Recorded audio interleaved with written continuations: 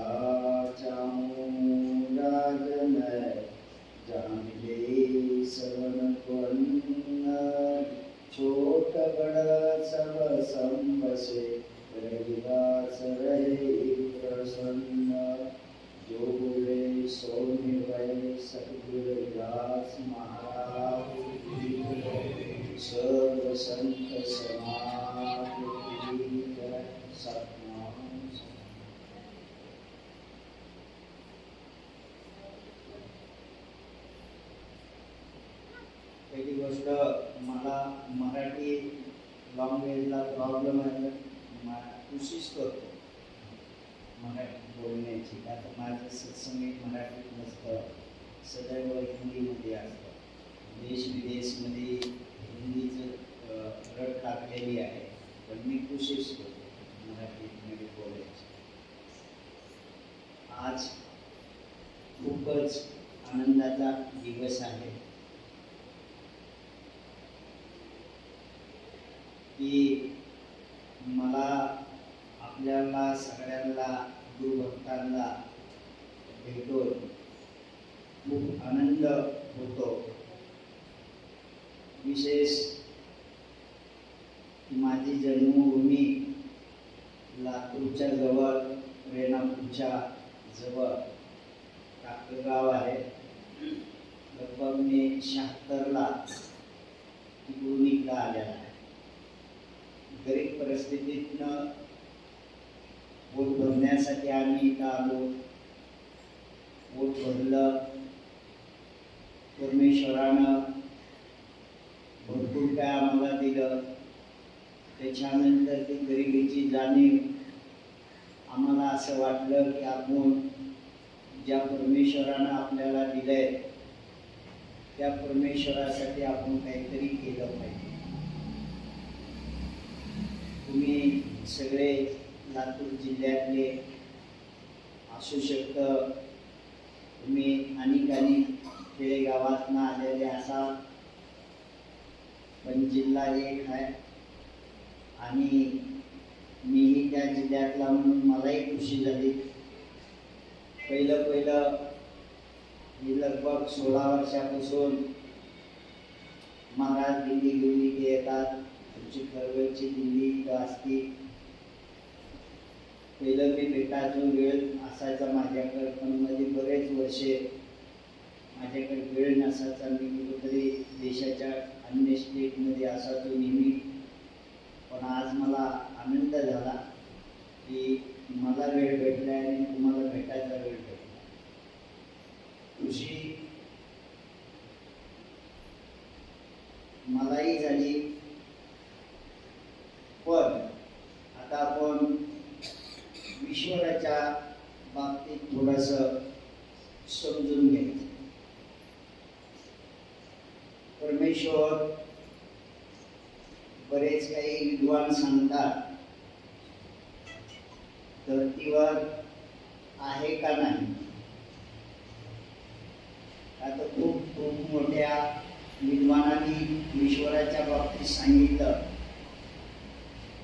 की परमेश्वर काही लोक सांगतात नाही, काही लोक सांगतात आहे. ही तुमच्या डोक्यावरनं जाणारी गोष्ट आहे का, तरी तुमच्यापाशी हा विषय नाही. हा विषय विद्वानापाशी असतो. तुम्ही भक्ताच्या रूपात आहात, भक्तीच्या आनंदात आहात, त्याच्या अवघानं हे तुम्हाला ना समजणारी गोष्ट. पण संसारामध्ये परमेश्वराचं जे रूप आहे, एक शक्ती आहे. परमेश्वर बोलत नाहीये, परमेश्वर ऐकत नाहीये, परमेश्वर बघत नाहीये, परमेश्वर चलत नाहीये, परमेश्वर काही खात पण नाहीये.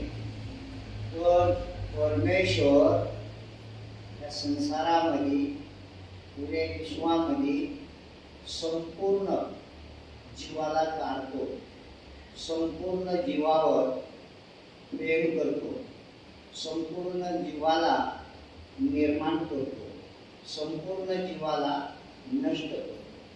तर ही जी शक्ती आहे ते ईश्वराचं रूप आहे.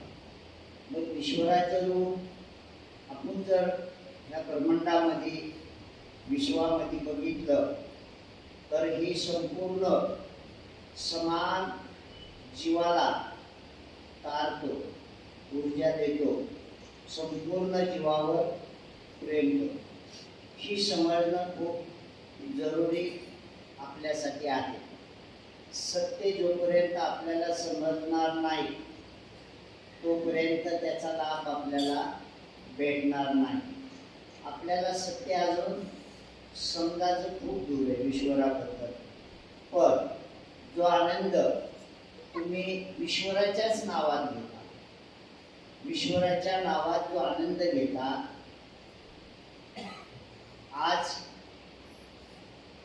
सामान्य भक्तांना एवढंच माहिती आहे की परमेश्वर आहे आणि परमेश्वराचं नाव जे आहे त्या नावाच्या आनंदामधला आनंदच तुम्हाला तारतो. त्याच्या पुढं विश्व कसा आहे, विश्वात जसं आपण मानव आहे, मानव असल्याच्या नंतर मी हजारो वर्षापूर्वीचा जर मानव बघितला तो कसा जगला असत, कसा राहिला असत. आज लगभग 50 वर्षाचं परिवर्तन जग इतकं झालंय, मानवाच्या समोर जग इतकं छोटं झालेलं आहे की कुठेही जगाच्या पाठीवर मानव जाऊ शकतो. पूर्वी आपण जे होतो की गावाला, काही खेड्याला हप्त्याचा एक बाजार असायचा. आपल्याकडे धन पण नसायचं, घरातलंच आपण घेऊन जायचं धान्य, ते विकायचं आणि त्याच्यावरच आपलं हप्त्याचं जे लागेल ते साहित्य घेऊन यायचं. असं जे पण हजारो वर्षे राहिलं. पण आज बदल झालेला आहे, आज परिवर्तन झालेलं आहे. आज परिवर्तन कशात झालं? ईश्वरामध्ये झालं का? परमेश्वरामध्ये परिवर्तन झालं का? परमेश्वरामध्ये परिवर्तन नाही झालं. की आपल्या मानव जीवामध्ये परिवर्तन झालं. कुठल्या पशुप्राण्यात परिवर्तन झालं का? पशुप्राण्यात आजही त्यांचा जन्म तसाच आहे. पण आज आपला जन्म परिवर्तन झालं. आपल्या जन्माला खूप तुम्ही नशिबवान आहात, भाग्यशाली आहात की आपल्या हजारो पिढ्या गुलाम व्यवस्थात गेलेल्या आहेत. ह्या ठिकाणी तुम्ही काही एका जातीचे लोक इथं बसलेले नाही. वर्ण व्यवस्थाच्या हिशोबाने तुमच्या डोक्याने जात घुसळलेली आहे.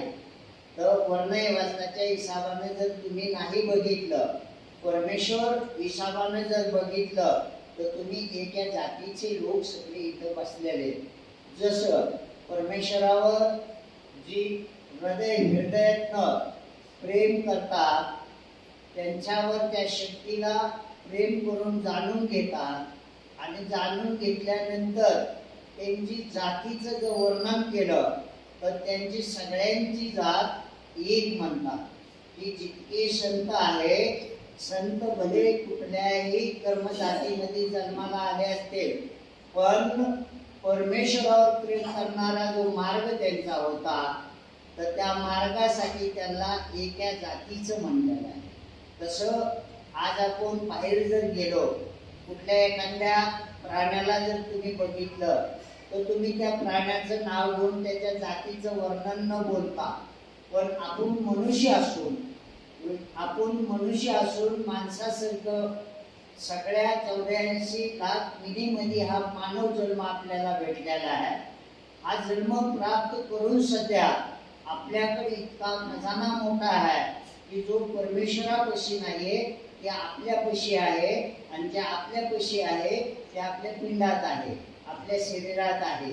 एवढा मोठा खजाना ईश्वरानं आपल्यापाशी देऊन सध्या आपण त्या व्यवस्थाला, सिस्टीमला समजू शकत नाही. आपण जाती वर्ण व्यवस्थामध्येच आजही वागतो.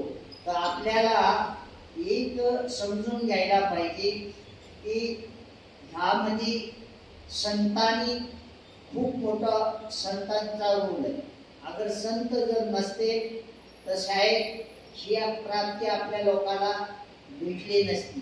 संतांच्या योगानं गुरु रविदास सांगतात, अगर परमात्मा तुम्हाला बघायचा आहे, परमात्माला तुम्हाला भेटायचे, तर परमात्माला भेटण्यासाठी, बघण्यासाठी तुम्हाला संतांपाशी जावं लागल, संतांचं दर्शन घ्यावं लागल, संतांचं ज्ञान प्राप्त करावं लागल, संतांनी सांगितलेलं आपल्यामध्ये अंमलबजावणी करावं लागल.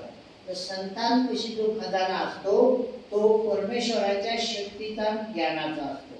त्याला सांगितलेलं आहे, हुआ ज्ञान पडा प्रकाश. त्याला सांगितले सद्गुरु रविदासानं, सो जाने ब्रह्मज्ञान सो ब्राह्मण. आता आपल्या डोक्याने ब्राह्मणच घुसळून दिलेला आहे, पण संतांनी सांगितलंय की बाबा रे, ज्या संतानं परमात्मावर प्रेम करून जर समजा ती शक्तीला प्राप्त केला असेल, त्या ज्ञानाला प्राप्त केला असेल, तर तो स्वयंभू कर्मज्ञानी आहे आणि त्या विचाराला आपल्याला शरण जायला पाहिजे. तर ही व्यवस्था खूप वेगळी आहे. 90% लोक परमेश्वराच्या नावानं ठाकण्याचं काम करतात. त्याच्यासाठी सद्गुरु रविदासांनी सांगितलं, हात जप माला माते तिला जग थकने को स्वांग बनाया. की अशी व्यवस्था तयार झाली आहे की आपल्या पुढे जर एखादा भगवे कपडेवाला, दाढीवाला, गळ्यात माळावाला, टिळा लावून जर आला तर आपण त्याला संत म्हणून शरण जातो. पण सद्गुरु रविदासांनी त्यावेळेसची व्यवस्था समजून घेतली. पहिलं त्यांनी ज्ञान प्राप्त केलं. ज्ञान प्राप्त केल्याच्या नंतर हजारो वर्षाची एक सिस्टीम आहे. परमेश्वर नावानं, परमेश्वराच्या शक्तीच्या योगानं आपल्याला आपल्या दिमागाने हे घुसळलेलं आहे की परमेश्वर आहे आणि परमेश्वर तुझं चांगलं करतोय किंवा परमेश्वर तुझं वाटोळं करतोय. म्हणून ते डर जे आपल्या डोक्याने घुसळलेलं आहे, की आपल्या सदैव मनामध्ये हे राहतं की परमेश्वर माझं नाहीही काही मी चांगलं केलं तो वाटोळं माझं करतं. हे आपल्या दिमागाने घुसळलेलं जाणून बुजून एक एक व्यवस्था नाही. परमेश्वराला काही प्रपंचामध्ये वैतागलेला मनुष्य शिव्या पण देतो. तुम्ही ऐकलं असाल, तुम्ही परमेश्वराला शिव्या पण देतो का नाही? ऐकलं असाल ना, देवानं माझं वाटलं केलं, देवानं माझं असं केलं, कुठं गेला, काय झालं, आणि येडवाकडं पण बोलल्या जातं. म्हणून परमेश्वर येडवाकडं बोलला म्हणून त्याच्यापाशी उतरला नाही, त्याच्या तोंडाला धरला नाही, हाताला धरला नाही. परमेश्वर जो आहे हे समजणं आपल्यासारख्या लोकांना खूप जरुरी आहे. पण एक सिस्टीम अशी आहे